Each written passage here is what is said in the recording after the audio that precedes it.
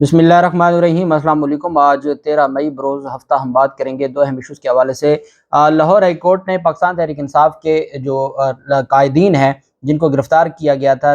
3 MPO के तहत, उनका नोटिफिकेशन मुअत्तल करते हुए रिहाई का हुक्म दे दिया है। दूसरी जानिब chief justice Lahore high court के दामाद अली अफजल शाही की दरख्वास्त पर समाअत हुई और उसमें जो IG को तलब किया गया था उसकी तफसील भी मैं आपके साथ शेयर करूँगा, और साथ पाकिस्तान तहरीक इंसाफ के जो बाकी कारकुनान थे और उसमें जो सोशल मीडिया एक्टिविस्ट थे पाकिस्तान तहरीक इंसाफ के, उनको भी उनकी बायाबी के हवाले से भी लाहौर हाई कोर्ट में समाअत, उसकी तफसील भी मैं आपके साथ शेयर करूँगा। पहले तो मैं आपको बताता चलूँ कि इमरान खान की कल की दरख्वास्तें, उनके जो तहरीरी फैसले जारी हुए हैं, उसमें अहम जो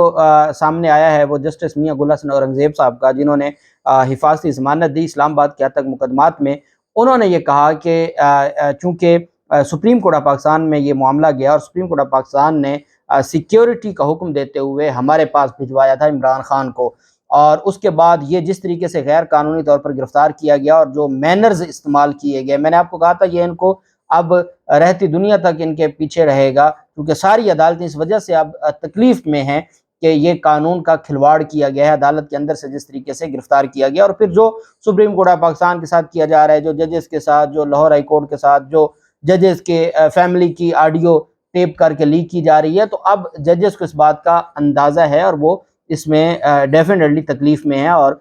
भले वो तौहीन अदालत की कार्रवाई नहीं कर रहे, लेकिन डेफिनेटली उनको इन चीज़ों का एहसास है। अदालत ने कहा कि जिन मैनर्स के ज़रिए ये गिरफ्तारी की गई है, ये नज़र आता है कि इमरान खान को इस वक्त भी मौजूदा जो सिक्योरिटी के उनकी पेश नज़र उनको थ्रेट्स हैं और उनको सिक्योरिटी की ज़रूरत है, और वो एक साबिक वज़ीर आज़म है। साबिक वज़ीर आज़म को फुल प्रूफ सिक्योरिटी जो कानून देता है वो पूरी की पूरी सिक्योरिटी मिलनी चाहिए। इस वजह से अदालत ने कहा कि हमारे पास तो सुप्रीम कोर्ट के हुक्म पर लाया गया था और सुप्रीम कोर्ट ने सिक्योरिटी का हुक्म दिया था, हम उसी हुक्म को आगे कंटिन्यू करते हुए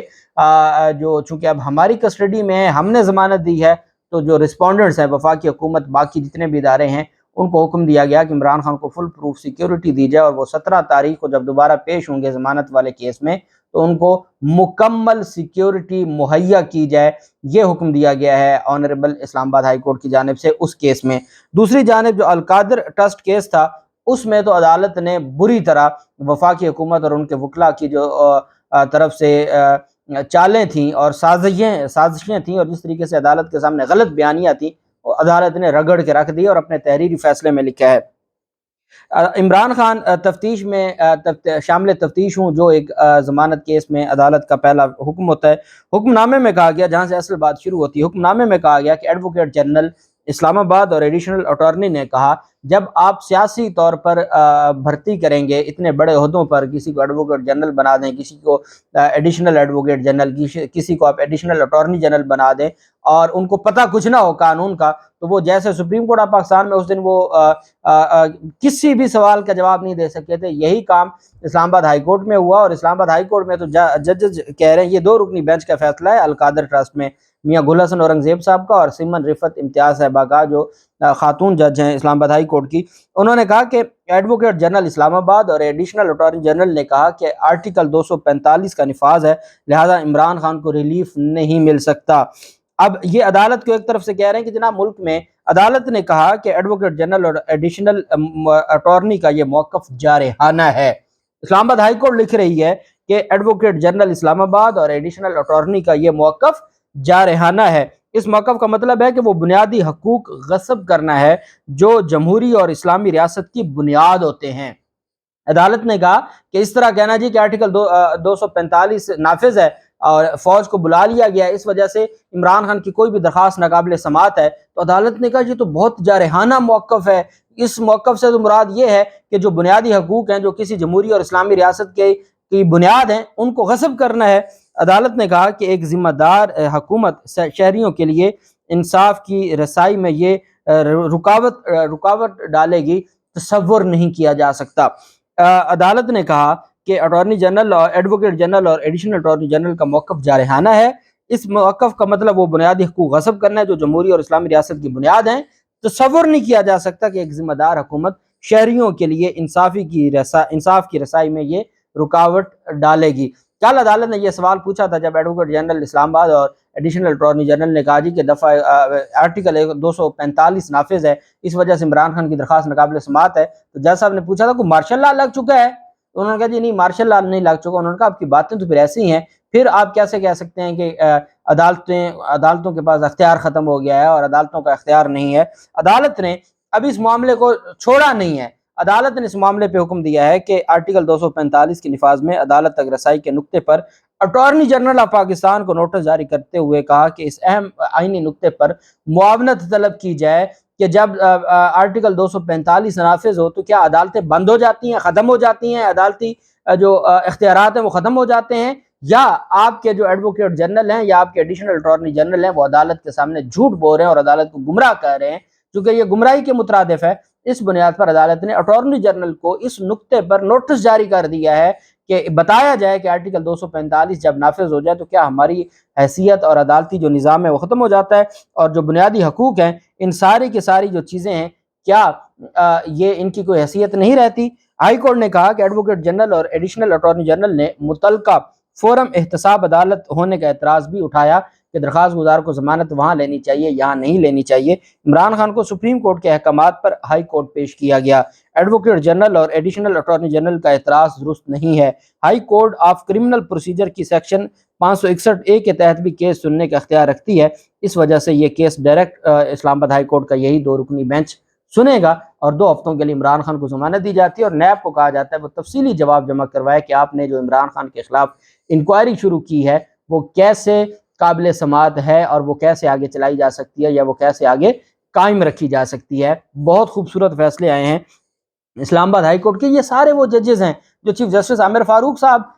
جس عدالت کے چیف جسٹس ہیں، آپ عمر رضا بندیال صاحب یا 8 رکنی بینچ پر، یا یہاں پر آپ جب لاہور ہائی کورٹ کی توہین کرتے ہوئے دماد کورٹ کہتے ہیں تو آپ چلیں ایک اور بات ہے، لیکن یہ تو چیف جسٹس عامر فاروق صاحب کی عدالت ہے، اور صرف اس وجہ سے کہ آئین اور قانون میں ایک حد ہوتی ہے، آپ نے حد کراس کر دی ہے، اور جب آپ نے حد کراس کی ہے تو عدالتیں بھی پھر انہوں نے سٹینڈ لے لیا ہے کہ یہ اس طریقے سے تو معاملہ نہیں چلے گا۔ جس اطہر من اللہ صاحب نے آپ کے لیے جس کے اختلافی نوٹ کو، اطہر من اللہ صاحب کے اختلافی نوٹ کو آپ گلے پھاڑ پھاڑ کے پڑھتے تھے، وہ کہہ رہے ہیں کہ حکومت نے غلط کام کیا ہے، وہ کہہ رہے ہیں کہ غیر قانونی گرفتاری ہوئی ہے، وہ کہہ رہے ہیں کہ عدالت کی توہین ہوئی ہے، تو بات تو ختم ہو گئی۔ اس وجہ سے اب ان کے لیے یہ جو ساری چیزیں ہیں یہ ان کے گلے پڑ چکی ہیں۔ علی افضل شاہی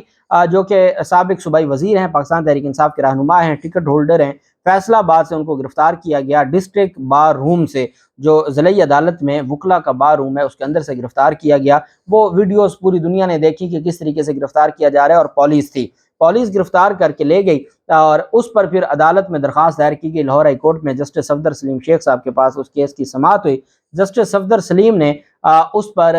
طلب کیا ہوا تھا اور آج ان کو بایاب کر کے عدالت میں پیش کرنے کا حکم دیا ہوا تھا۔ جب آج سماعت ہوئی تو سرکاری وکلا نے کہا جی کہ علی افضل شاہی ہمارے پاس نہیں ہے، ہمیں نہیں پتہ، پولیس کے پاس نہیں ہے۔ عدالت نے فوری طور پر آئی جی پنجاب کو طلب کیا اور آئی جی پنجاب کو کہا کہ فی الفور عدالت میں پیش ہوں۔ ایڈیشنل آئی جی پنجاب عدالت میں پیش ہوئے اور انہوں نے عدالت کو بتایا کہ جی وہ ہماری کسٹڈی میں نہیں ہے، ہم نے گرفتار نہیں کیا، ہمارے نالج میں نہیں ہے، ہمارے ریکارڈ میں نہیں ہے، ہمیں تھوڑی سی مہلت دی جائے تو ہم عدالت میں ان کو پیش کر دیں گے۔ تو عدالت نے کہا بھی ایک شخص، ایک شہری جو جس کو اس وجہ سے وہ کہیں اغوا ہو گیا ہے، کہاں گیا ہے، کس نے اٹھایا ہے، کوئی تو پتہ چلے، تو کس کی ذمہ داری؟ انہوں نے کہا جی ذمہ داری ہماری ہے، ہم نبھائیں گے، ہمیں تھوڑا سا ٹائم دیا جائے۔ اب آپ دیکھیں عمران ریاض خان کا کوئی پتہ نہیں ہے، اور جو خبریں سوشل میڈیا پر گردش کر رہی ہیں ان کے حوالے سے کہ ان پر کوئی شدید قسم کا تشدد کیا گیا ہے اور ان کی حالت نازک ہے، تو یہ چیزیں تو کیا ہمارے ملک میں فنڈامنٹل رائٹ ختم ہو چکے ہیں؟ اور آپ اگر کسی نے کوئی غلطی کی ہے، کسی نے قانون توڑا ہے، پیش کریں نا ان کو عدالتوں میں۔ آپ کو پتہ ہے کل آپ کی کابینہ میں وفاقی وزیر قانون پر اس وجہ سے بات چیت کی گئی اور ان پر غصہ نکالا گیا کہ کیسز کمزور ہیں۔ اب آپ خواہ مخواہ تو نہیں نا کسی کے خلاف کیس بنا سکتے، اور علی افضل شاہی کو اب رپورٹ بھی طلب کی ہے اور علی افضل شاہی کو سوموار والے دن پیش کرنے کا حکم دیا ہے اور مہلت دی ہے عدالت نے، جبکہ ڈاکٹر یاسمین راشد، عالیہ جو پاکستان تحریک انصاف کی باقی رہنما ہیں، عالیہ حمزہ اور 17 جو پاکستان تحریک انصاف کی خواتین کارکن تھیں، ان کو جو 3 MPO کے تحت گرفتار کیا گیا تھا اس نوٹیفیکیشن کو معطل کرتے ہوئے فوری رہائی کا حکم دے دیا۔ अदालत में समाअत हुई। अदालत ने नज़रबंदी का नोटिफिकेशन मुअत्तल करते हुए रिहाई का हुक्म दिया और डॉक्टर यास्मीन राशिद के वकला ने और पाकिस्तान तहरीक इंसाफ के वकला ने कहा कि वो कैंसर की मरीज़ हैं, अदालत उनको फौरी तौर पर पेश करने का हुक्म दे। सरकारी वकील का अदालत में कहना था कि डॉक्टर यास्मीन राशिद पीटीआई सेंट्रल पंजाब की सदर हैं और बीमारी की वजह से डॉक्टर साहबा हर किस्म की सियासी सरगर्मियों में मौजूद होती हैं। अगर डॉक्टर यास्मीन सियासी सरगर्मियों में शिरकत न करती तो फिर नज़रबंदी के अहकामात जारी ना होते। वीडियो शवाहिद मौजूद हैं जिसमें डॉक्टर यास्मीन राशिद लोगों को कोर कमांडर हाउस जाने का कह रही हैं। दूसरी जानब अदालत ने पाकिस्तान तहरीक इंसाफ की जो दीगर